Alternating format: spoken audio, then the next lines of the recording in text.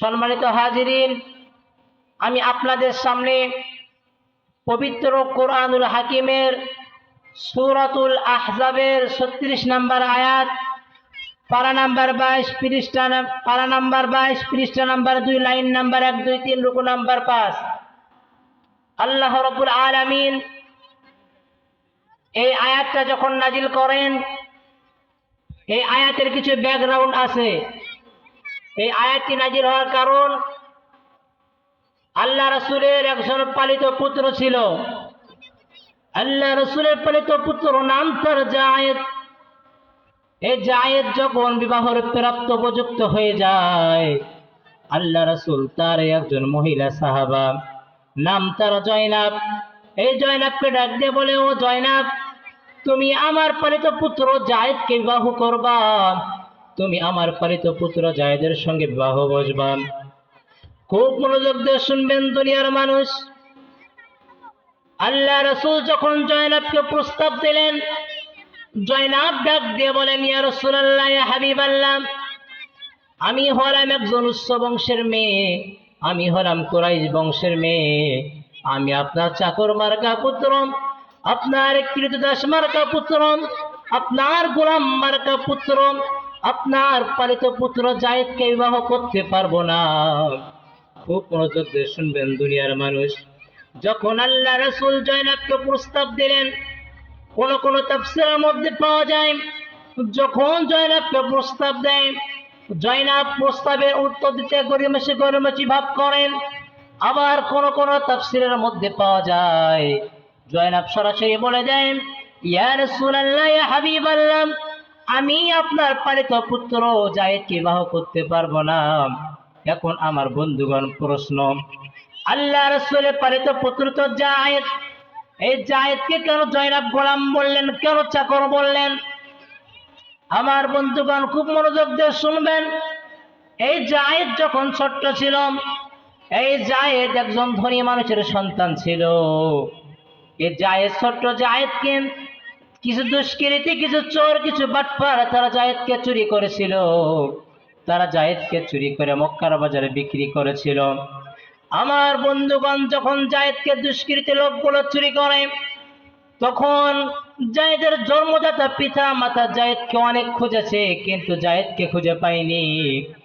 এইদিকে দুষ্কৃতী লোকগুলো যায়েদকে মক্কার বাজারে বিক্রি করার জন্য নিয়ে এসেছেন। সেই সময় গোলাম কেনা বেচা হতো, সেই সময় মানুষ কেনা বেচা হতো। ওই দুষ্কৃতী লোকগুলো যখন যায়েদকে মক্কার বাজারে বিক্রি করার জন্য নিয়ে এসেছেন, এইদিকে আল্লাহ রাসূলের স্ত্রী আম্মা জান খাদিজা রাদিয়াল্লাহু তাআলা আনহা মক্কার বাজারে চলে গেছেন। মক্কার বাজারে ঘুরতে ঘুরতে হঠাৎ করে তাকিয়ে দেখেন যে মক্কার বাজারে একটা ছোট্ট বাচ্চা উঠেছে। সেই সময় যায়েদ রাদিয়াল্লাহু তাআলা আনহুর বয়স 9 বছর।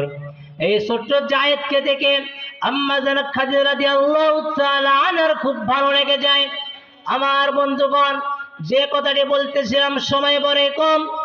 ওই যায়েদকে তখন আল্লাহ রাসূলের স্ত্রী কুরাই করে নেয়।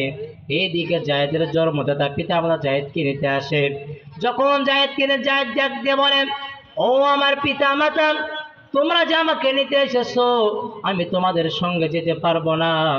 কারণ আল্লাহ রাসূলের কাছে যদি আমি অল্প কিছুদিন থেকেছিলাম, আল্লাহ রাসূল আমাকে এত ভালোবাসা দিয়েছেন, এত মহব্বত করেছেন, যে আল্লাহ রাসূলের ভালোবাসা, আল্লাহ রাসূলের মহব্বতের কারণে আমি যায়েদ আল্লাহ রাসূলকে ছেড়ে একদিন তো দূরের কথা, 1 ঘন্টা তো দূরের কথা, আমি যায়েদ আল্লাহ রাসূলকে ছেড়ে 1 মিনিটও থাকতে পারবো না।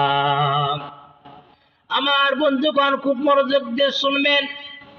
যায়েদ তার গোলাম, যায়েদ তার মালিক আল্লাহ রাসূলের সঙ্গে থাকতে চাইতেছে, তার জন্মদাতা পিতা মাতাকে ছেড়ে দিয়ে।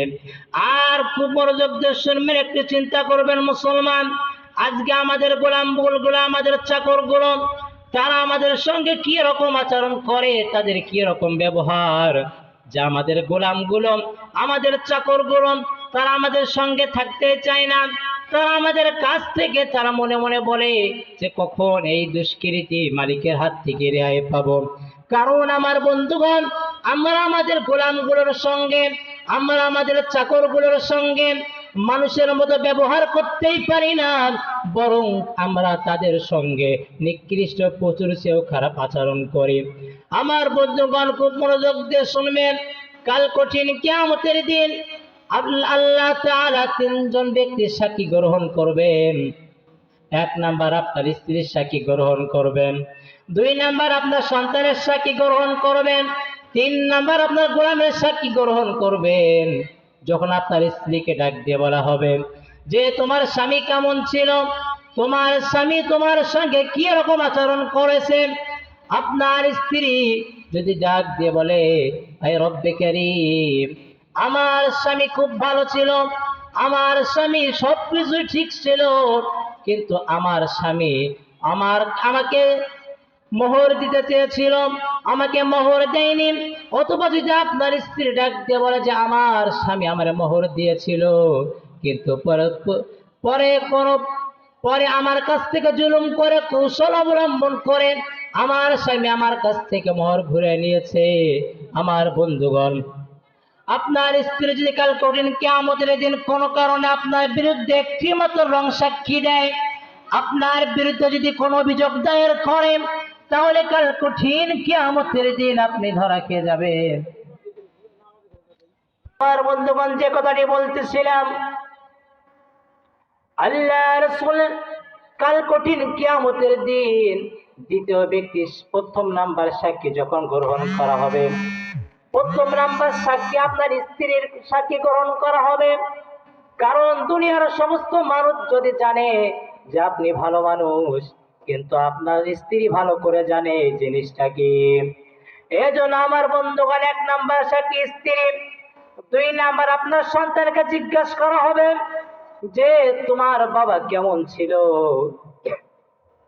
আমার বন্ধুগণ, কাল কঠিন কিয়ামতের দিন আপনার সন্তান যদি ডাক দিয়ে বলেন আয় রব্বে কারীম, আমার বাবা খুব ভালো ছিল, আমার বাবা আমারে নতুন নতুন পোশাক কিনে দিত, আমার বাবা আমারে সব থেকে বড় ইউনিভার্সিটিতে ভর্তি করে দিয়েছিল, কিন্তু আমার বাবা আমারে কোরআন শিক্ষা দেয় নাই, আমার বাবা আমারে হাদিস শিক্ষা দেয় নাই, আমার বাবা আমারে মাদ্রাসা মসজিদ কি জিনিস বুঝাই নাই, আমার বাবা আমারে কি দিনী আলিম শিক্ষা দেয় নাই।